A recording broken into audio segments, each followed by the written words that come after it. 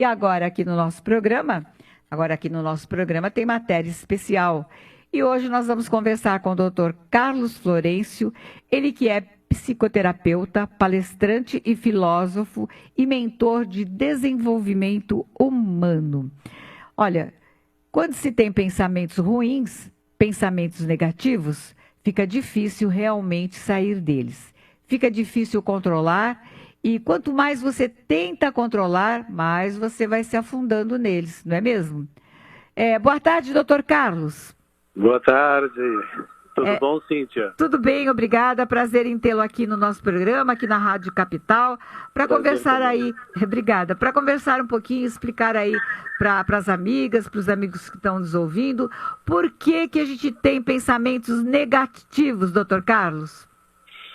Tudo começa por um despertar, né? Então as coisas elas são acionadas automaticamente de acordo com a relação com o meio, com as informações. Como você mesma disse agora há pouco, né, que estamos próximos aí de uma vacina, né, para o Covid-19, então uma notícia boa vai com certeza, né, liberar pensamentos bons, né? Notícias ruins vão com certeza gerar, né, pensamentos negativos, né, mais tristes, mais depressivos. Agora, o que impulsiona a pessoa a manifestar esses pensamentos é da forma como ela é compelida, no fundo, né? Como ela se sente vulnerável, não no controle, não no domínio de uma determinada situação. Também porque tem a ver com as suas referências, portanto, ela já é uma pessoa que tem uma tendência de pensar de uma forma pessimista, de achar que tudo vai dar errado, de não acreditar que as coisas são possíveis. Nós temos essa dualidade, Cíntia, nós temos a capacidade de pensar bem como pensar mal. Nós temos o conhecimento do bem e nós temos o conhecimento do mal. Só que o ser humano, ele precisa evoluir da inconsciência para a consciência para que ele possa realmente, a partir da consciência, ter domínio e posse das suas escolhas, inclusive dos seus próprios pensamentos e, consequentemente, as emoções que ele vai liberar a partir daí, ou as emoções que ele vai liberar e os pensamentos que ele vai despertar a partir dessa consciência, quando ele tem o domínio. Agora, enquanto a pessoa está inconsciente, ela está suscetível às influências do meio e de acordo com as referências que ela tem, da educação e não só, né? Certo, doutor. O senhor sabe que eu percebo assim que parece que é mais fácil, né, a gente ter pensamentos negativos do que positivos, né? Não é mais fácil vir só pensamento ruim? Porque eu digo assim, pelo seguinte, porque, por exemplo, olha, a gente está em casa e o telefone toca depois de uma certa hora. Se eu for fazer essa enquete aqui, eu acho que a maioria responde igual a mim responderia. Porque se o telefone tocar na minha casa depois de 1h da manhã, nunca vem um pensamento bom na minha cabeça, tipo assim, acho que é para me dar uma boa notícia, acho que eu ganhei na Mega e estão me ligando, me avisando, né? Surge aquele pensamento assim, nossa, o que será que aconteceu, né? O primeiro impulso é morreu alguém, alguém ficou doente, foi para o hospital, alguém foi ferido, algum acidente, infelizmente, telefone quando toca depois de uma certa hora, só traz pensamentos negativos, né? Agora, o que a gente pode fazer para não alimentar os pensamentos negativos? Olha, pegando um pouquinho no gancho aí que você abriu e dando um pouco de continuidade, eu digo que nós estamos no planeta Terra, né? Então, o planeta Terra é um planeta com gravidade, então as coisas têm uma tendência de terem mais peso, né? Porque temos, acho que, essa força que nos puxa para baixo, muito mais do que nos impulsiona para cima, né? Então, em sociedades, né, onde, principalmente a brasileira, onde nós temos uma grande diferença a nível social, né? Então é normal que as pessoas tenham esse medo, né, esse temor pela insegurança, para manter a sobrevivência, né? Então, quando as bases do indivíduo ela é mexida, ela de alguma forma é perturbada, ele tem uma tendência de ter um pensamento negativo. Numa hora de doença como agora, numa hora de uma insegurança a nível social, né, de aprisionamento, porque não pode ser livre, porque está com medo, né, o medo, né? Então, todas essas indignações que as pessoas possam ter, que vai depois desencadear para uma raiva, ou para um ódio, ou para uma mágoa, ou para uma decepção, isso tudo já tem um caminho pré-traçado, né? Então, vai consequentemente perturbar a pessoa e perturbar as pessoas que fazem parte da vida dela, né? Tudo é uma questão de foco, daquilo que você se dedica, daquilo que você escolhe, né? As pessoas, elas talvez tenham que parar para pensar um pouco antes de pensar negativo, parar para pensar um pouco antes de liberar certas emoções. Mas para isso ela precisa ter consciência. E normalmente as pessoas, elas são movidas pelo impulso. Então, isso tem muito a ver com as referências que ela realmente possui. Agora, quando você manifesta um pensamento negativo, ele já é por si só autodestrutivo. Ele vai destruir alguma coisa e ele não visa a harmonia. Então, já está sujeito a, com certeza, gerar conflitos, né? Certo. Agora, a gente pode mudar nossos pensamentos e como fazer? Como mudar? Então, eu ensino, né? São 30 anos que eu trabalho com pessoas, né? Sim. Mais de 30 mil pessoas já passaram por mim. Maravilha. A minha especialidade é pessoas que estão mal, né? Ninguém vai procurar um terapeuta porque está ótimo, né? Não tem o que fazer na vida, né? Ela procura o terapeuta porque ela não está conseguindo ultrapassar um certo limite, está se sentindo mal. Então, assim, fazer a pessoa sair desse mal e levá-la para o bem, eu consigo fazer muito bem. Só que, num primeiro momento, nós temos que identificar quais são essas referências. Às vezes é um trauma que essa pessoa tem, às vezes é E se é um trauma, se é alguma coisa mal resolvida, cada vez que ela passa por uma experiência similar, ela vai despertar aquela emoção, ela vai despertar aquele pensamento, e aí então nós temos que ir lá na raiz desse trauma, desse conflito, desse problema mal resolvido, que é para justamente a pessoa não mais manifestar aquilo. Mas como controlar? Né? Então, é muito importante que você se coloque sempre como um observador de si mesmo. É claro que, num primeiro momento, você só vai perceber que você falou mal, pensou mal, disse mal, depois que praticou o mal. A ideia é que, à medida que você vai observando, talvez chegue uma hora que você, na hora, percebe que o mal está ali, querendo te dominar. Né? Até que vai chegar uma hora que você percebe o pensamento, a emoção, antes dela conseguir realmente se manifestar em você.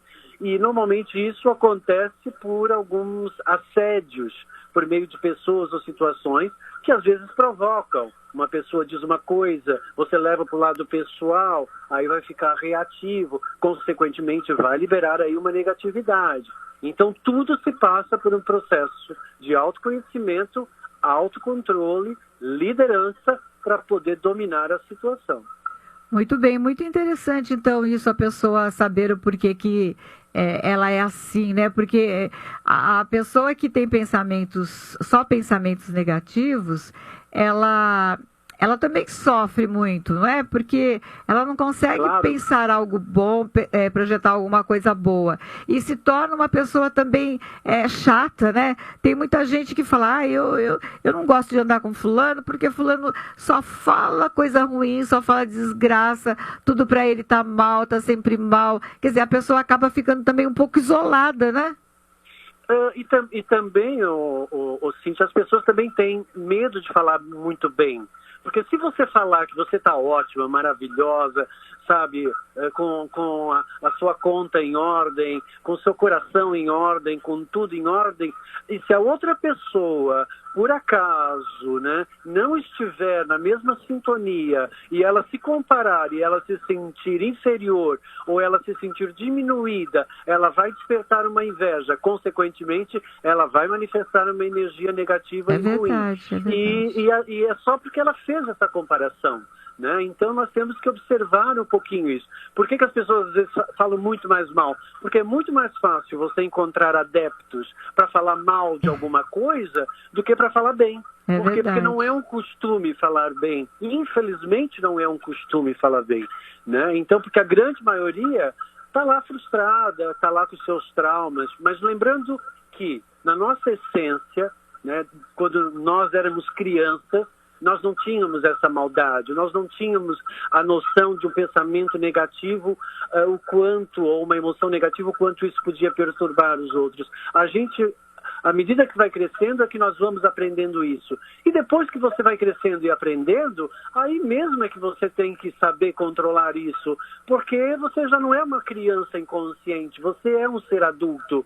E assim, se você não fizer esse processo, o que acontece aqui? Nós automaticamente nascemos mais alcalinos e nos tornamos muito mais facilmente pela sociedade, pelas influências, né, mais ácidos. E está na acidez, né, do pH da pessoa, que eu chamo, né, que é o potencial humano, quando fica muito ácido, a pessoa azeda, que reclama de tudo, está aí a base da formação de 99% das doenças psicossomáticas. Puxa vida. Então, quer dizer, tem que tomar muito cuidado, porque aquele pensamento negativo significa que você não está de bem com a sua vida, isso diminui a sua imunidade, isso faz com que você fique mais vulnerável. No momento presente, você tem que estar muito feliz, muito alegre, pensando positivo, para justamente você conseguir não passar pelo processo quase como que de seleção natural que nós estamos passando na nossa sociedade nesse momento presente, né? É verdade, um momento bem difícil, né? Bem complicado. Agora, doutor, eu queria saber o seguinte, as pessoas, como é que elas sabem quando ela está exagerando muito, quando esses pensamentos negativos estão ficando muito pesados, está prejudicando muito a vida da pessoa, o dia a dia? Em que momento ela tem que buscar uma ajuda?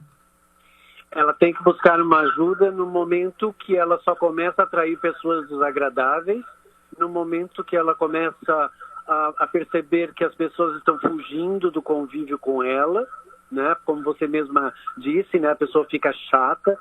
Fica chata por quê? Porque ela não está redonda, né? Ela está achatada, ela não está fluindo, ela não está num processo de expansão na relação com os outros. Nós somos animais sociais, nós precisamos de nos sociabilizar, mas para isso nós precisamos perceber que todo mundo é diferente, que cada um tem a sua verdade, que cada um tem o seu ponto de vista e que temos que respeitar, que ninguém é dono da verdade absoluta, porque quando a pessoa discute razões, ela já perdeu a razão e já não tem mais razão para discutir. Portanto, ela tem que saber realmente ser mais flexível com essas diferenças. E se tornar uma pessoa agradável é muito fácil. Basta você respeitar, você ser uma pessoa educada, você não ignorar os outros, né? Fazer com que o outro sinta que tem valor para você, você agradecer, né? Você basicamente colocar os seus pensamentos, as suas emoções, o seu comportamento e a sua atitude como se fosse numa balança. Se ele pesar, ele é mau. Se ele lhe passar a ideia de leveza, ele é bom.